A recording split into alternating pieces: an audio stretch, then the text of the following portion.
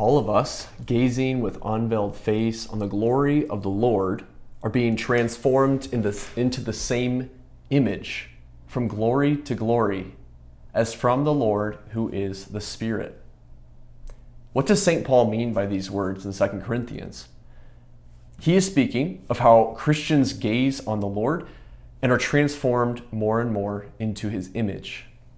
As Christians, we call this process of becoming like God divinization. By turning to the created world, we can better understand what this divinization means. For example, sunflowers are an interesting plant. When they are fully grown, the face of the flower moves to follow the sun as the sun moves throughout the day in order to take in its rays. Whenever the sun is up, they gaze at the sun and soak in the rays. The more effectively that sunflowers do this, the healthier that they are.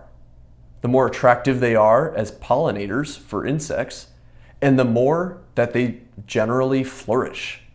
In fact, the flowers even end up looking like the sun itself as they gaze. This is the same with us in our spiritual lives.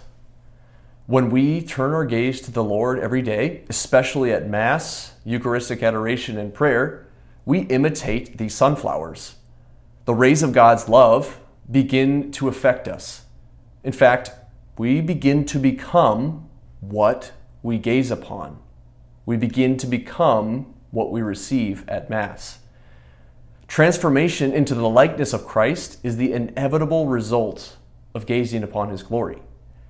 We become like that which dominates our thoughts and affections, and we become what we take into ourselves. In prayer, Jesus gazes on us and we at him.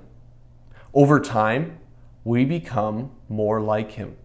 We become God-like. We become divinized.